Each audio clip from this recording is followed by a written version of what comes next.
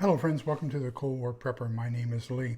And recently I received an email and the company said, hey, if we send you one or two of our products, would you be willing to test them and then just do an honest appraisal on your site and let your viewers know what you think about it?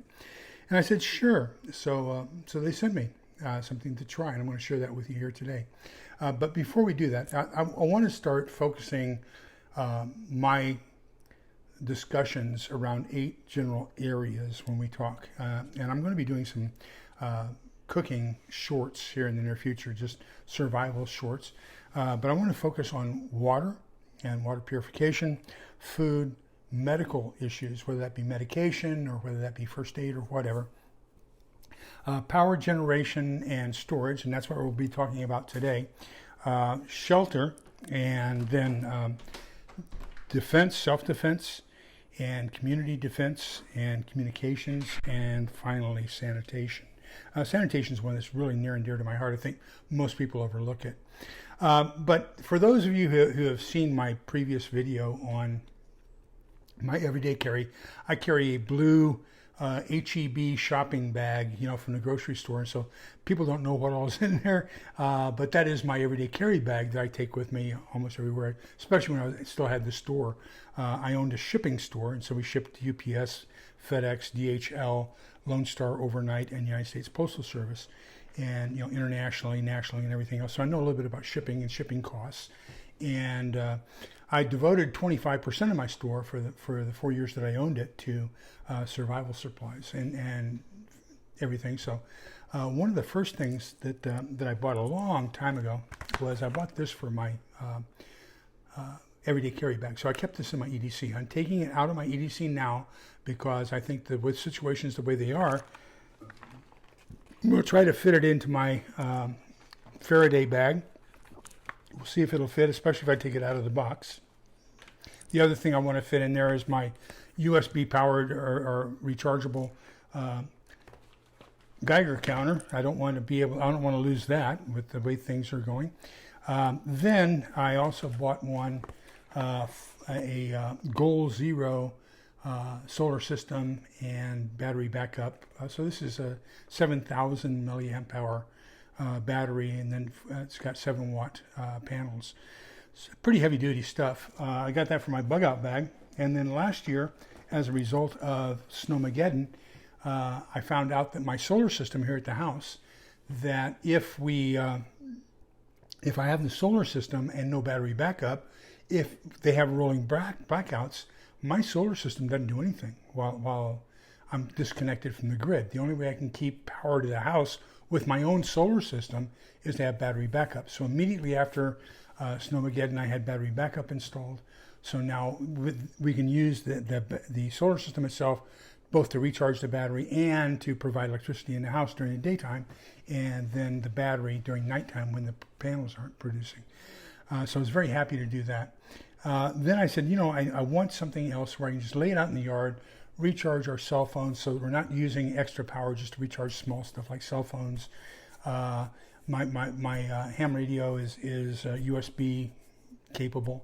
Then we have USB rechargeable flashlights. We have USB fans, and that's when we be doing to conduct the rest of my test on this piece of equipment that they gave me. And gosh, we got so many things. I noticed on Amazon they have a little 6-pack cooler that's USB chargeable. So I mean, there's so many things now that's you can get on USB. It's unbelievable. It's fantastic.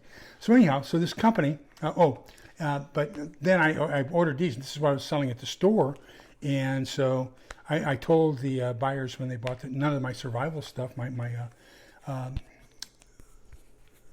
preparedness stuff, conveyed with the store, that I get to keep it all.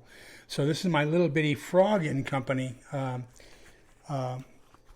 system, and that's what I used. I drained and I screwed up.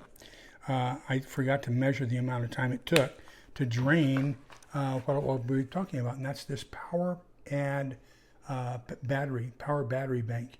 And so this is 30,000 milliamp hours of electricity.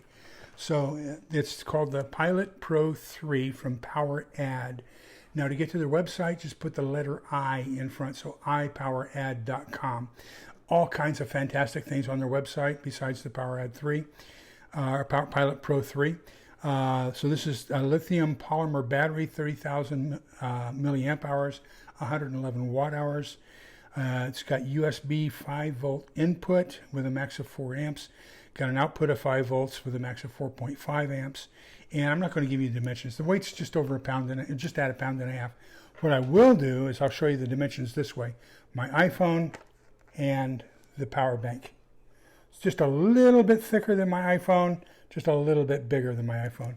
30,000 milliamp hours. So I drained this and forgot to measure the amount of time it took to drain it. So I'm going to hook it up to one of my portable fans tomorrow, one of my USB fans, and just see on high how long does it take to drain this 30,000 milliamp hours. I will tell you that today, after I drained it, I put it out in the sun with my Frog solar system and got to 100% power after about 7.5 hours. So that's not an indication of this, that's an indication of this, because this just receives what this produces. So this only generated enough electricity that it took 7 hours to power this up. Now, if you have, and I probably want to do that, I think that if you have like a cell phone charger, that has the USB and then it gets put into the adapter that gets plugged into the wall, you can power this up through that. So I'm going to try to see how long it takes that way as well to get it up to 100%. That would be very interesting. So I've got a couple more tests I want to do, but as for right now, it looks very promising. I really like it, especially right now, $39.95 plus free shipping. So, I mean, gosh, yeah, you can't beat that. I think you can also get it on Amazon. So if you don't want to go to their website, iPowerAdd.com, you can look it up on Amazon for the Power Pro 3. And I think it's just a fantastic little thing. Anyhow, I think they're giving this to me. I don't have to ship it back to them. If they are giving this to me, then I'm going to give this away as a subscriber gift when I get to 5,000 subscribers. Now, I'm going to send them a copy of this video, so once they get it, then they will be able to tell me, no, you're full of poo-poo, we didn't say that, or they'll say, yeah, go ahead and keep it and give it away as a gift. So we'll find out for sure. So two things. Number one, I want to do another, I want to drain this tomorrow and see how long it takes to drain it. And then I want to power it up using a wall socket to see how long it takes to power up that way. So those two things I'll give you in another video update sometime in the future. Right now it looks extremely promising, and I would recommend one or two. I'm going to be focusing on those 8 areas: water, food, medical, power and energy generation and storage, which is where this fits in, shelter, defense, communications, and sanitation. I think sanitation is another place that we have very little thought about. Come on, Izzy. Thank you, sweetheart. The long-haired Chihuahua was barking to get in, so she can be a little bit demanding. She's 13. But right now in Central Texas, we've had record-breaking heat. We've had our 3rd and our 5th highest ever heat days so far in the month of July on record since they started taking the records back in the 1860s. And we've had the greatest number of consecutive days over 100 degrees for both June and July. So far in July, we've had 15 days, 13 of those have been over 100 degrees. So they're asking us to conserve electricity. They don't want us to use heavy-duty electrical items like dishwashers and washing machines and dryers, especially dryers, between the hours of noon and 8 p.m. So that's where, things like charging your iPhones, charging your, they have one of these also designed especially for laptops. So, that's where one of these comes in handy, especially during times like that if you're getting a low charge on your system. Just depend on your battery backup, and that would be fantastic. Let me see. Let me get into my system here. So far today, my solar system produced 26.57 kilowatt hours.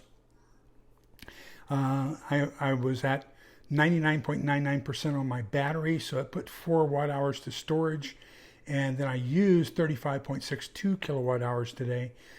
So net energy I have to pay to the power company is 9.81 kilowatt hours that I've used today. So, you know, I've reduced my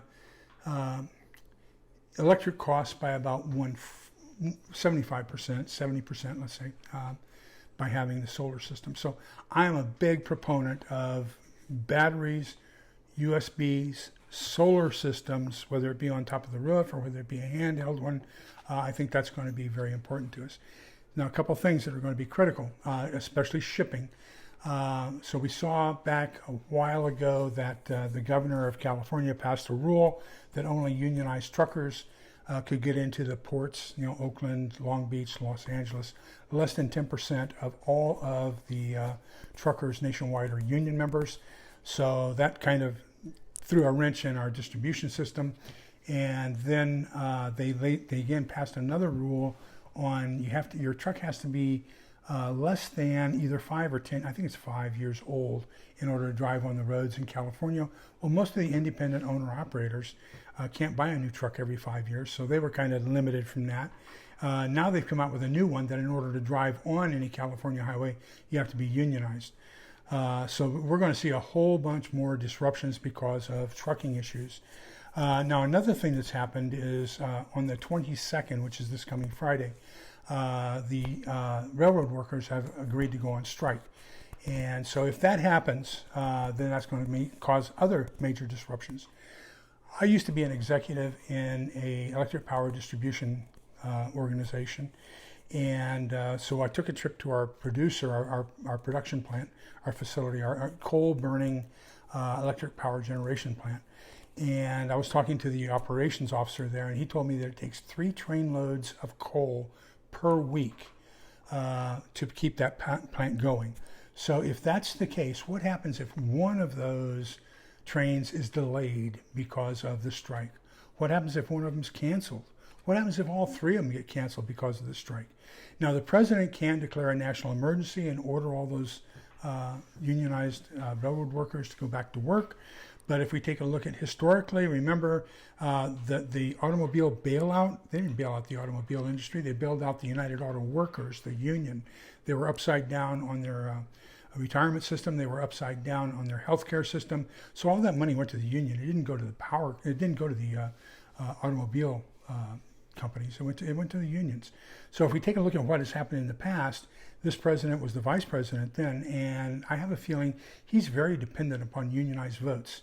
So he probably is not going to order one of the larger unions back to work, and take the opportunity to lose those votes. So I have a feeling we're going to have even greater power challenges here in the near future.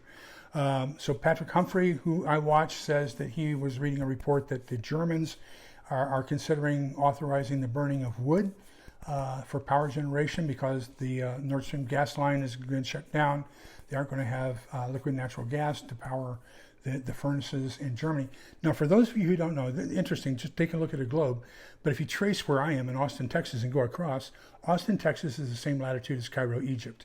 New York City is the same latitude as Rome, Italy. And then if you take Germany, Frankfurt, and come across, it's in the middle of the Hudson Bay. So that's how far north Germany is. And I mean, it gets bitterly cold there. So they're going to have something to warm up their homes. I watched a video by Survival Lily, and she's from Austria. And she was talking about she has a new solar system that she installed because of the power outages and anticipated heating problems they're going to have this coming winter. The terrible thing is that Europe, Germany, and Austria is overcast so often. I mean, it's a very wet country, or wet countries, and so yeah, there's a lot of cloud cover. So I'm not so sure that solar is going to be the way for them to survive. But anyhow, that's the way it goes. Right now, I'm going to give at least an A, if not an A+, to the Power Pro 3 from PowerAdd. And tomorrow I'll do a couple more tests. Hopefully I'll have another video out by the end of the week letting you know exactly what I think about my final testing. But so far I'm going to say this is a buy. So go to their website, check them out. Okay, and I don't get anything from this other than the fact that maybe they're giving this to me to give away to you. So remember, we're all in this together so we can come out the other side together. Take care, because we're all in this together. Take care. Bye-bye.